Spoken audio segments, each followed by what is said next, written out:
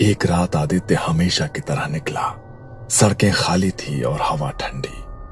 कुछ किलोमीटर बाद एक सुनसान जगह पर उसने बाइक रोकी, बैग से एक छोटा सा मिठाई का डिब्बा निकाला और एक मिठाई का टुकड़ा खा लिया। आदित्य ने बाइक शुरू की और आगे निकल पड़ा। थोड़ी दूर चलाने के बाद उसका दिल अचानक जोर से धड़का।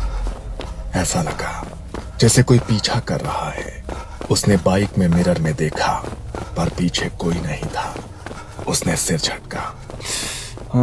शायद थकान की वजह से होगा। कुछ देर बाद उसे महसूस हुआ जैसे बाइक थोड़ी भारी हो गई है, जैसे पीछे कोई बैठा हो। आदित्य ने तुरंत ब्रेक लगाया, बाइक रोकी, पीछे मुड़ा।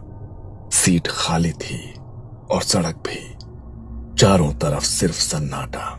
आदित्य ने बोतल निकालकर मुंह पर पानी मारा और आगे बढ़ गया। अचानक कुछ दूरी पर सड़क के किनारे उसे लगा जैसे कोई खड़ा है। उसने बाइक धीमी की और जैसे जैसे पास पहुंचा वो जगह खाली थी, कुछ भी नहीं। आदित्य के हाथ अब हैंडल पर कस गए थे। अचानक उसे बहुत नींद आने लगी, आंखें भारी होने लगी और शरीर थकान से सुस्त हो रहा था। ये नॉर्मल थकान नहीं थी। उसने पास का एक छोटा सा होटल ढूंढा और रात को रुकने का फैसला किया। कमरा साधारण था। आदित्य बिस्तर पर लेट गया। आंखें बंद करते ही एक अजीब सा ख्याल आया, मैं अकेला नहीं हूं। कमरा वैसा ही था पर नींद उसे जकड़ चुकी थी। सुबह होते ही वो वापस घर निकल पड़ा। रात की बात उसने किसी को नहीं बताई। इतनी जल्दी? अब तबीयत थोड़ी ठीक नहीं लग रही थी, इसलिए लौट आया। 2 दिन की ट्रिप बताकर एक ही दिन में लौट आए? हाँ, वो थोड़ी थकान ज्यादा लग रही थी, इसलिए राइड का प्लान कैंसिल कर दिया। शायद अगले हफ्ते निकल जाऊंगा। निधि ने गौर किया कि आदित्य की आवाज में वो भरोसा नहीं था जो पहले होता था, और उसकी आंखें जैसे अब भी किसी और देख रही हो। निधि को नहीं पता था कि आदित्य घर तो आ गया है पर अकेला नहीं। कुछ दिन आराम करने के बाद आदित्य को लगा कि शायद सब थकान थी। एक सुबह वो जल्दी उठा, जूते पहना और पास के पार्क में जॉगिंग के लिए निकल गया। हवा साफ थी, धूप हल्की थी। आदित्य हल्की जॉगिंग कर रहा था। कुछ मिनट सब सामान्य रहा, फिर अचानक उसकी आंखों के सामने तस्वीर बदली। हरा भरा पार्क पल भर में एक सुनसान सड़क में बदल गया। चारों तरफ अंधेरा, पीछे से किसी के दौड़ने की आवाज।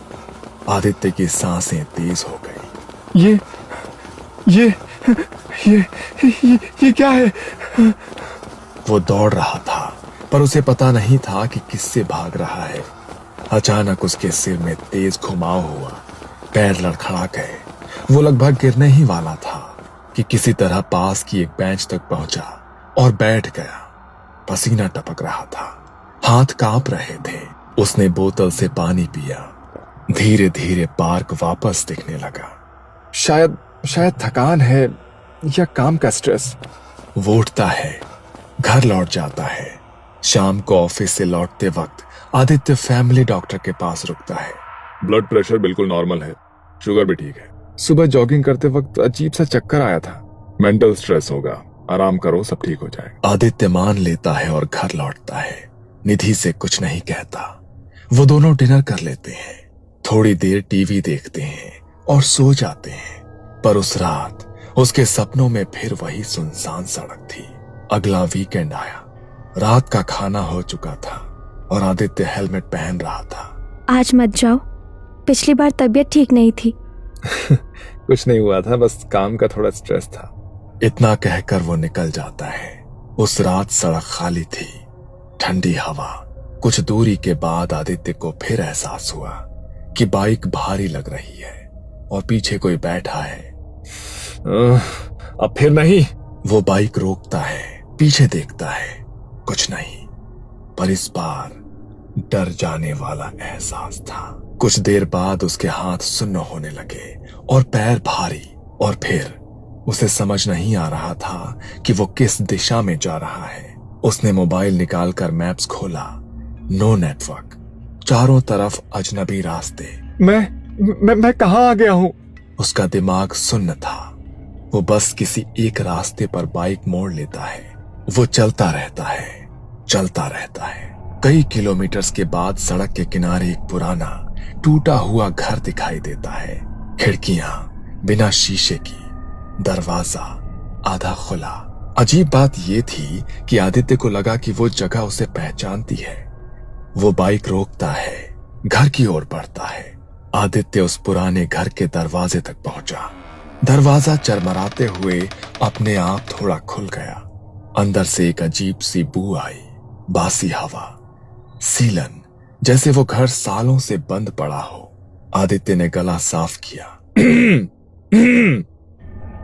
कोई है? उसकी आवाज खाली कमरों से टकरा कर लौट आई। कोई जवाब नहीं। वो अंदर गया। पहला कमरा खाली, दूसरा खाली। पर अजीब बात यह थी कि सारे कमरे सजे हुए थे। बिस्तर पर साफ चादरें, तकिए सही से रखे हुए थे, जैसे अभी अभी कोई यहां सोने आने वाला हो। अगर कोई नहीं रहता तो ये सब। वो धीरे धीरे पूरे घर में घूमता है। हर कमरे में वही खालीपन का एहसास। अचानक आदित्य के सिर में तेज घुमाव हुआ। पैरों तले जमीन जैसे खिसक गई। नहीं, ये फिर से। उसकी आंखों के सामने सब धुंधला होने लगा। उसने एक कदम आगे बढ़ाया और वो जमीन पर गिर पड़ा। जब उसकी आंखें खुली तो हल्की धूप सीधे उसके चेहरे पर पड़ रही थी। आदित्य ने आंखें सिकोड़ कर देखा।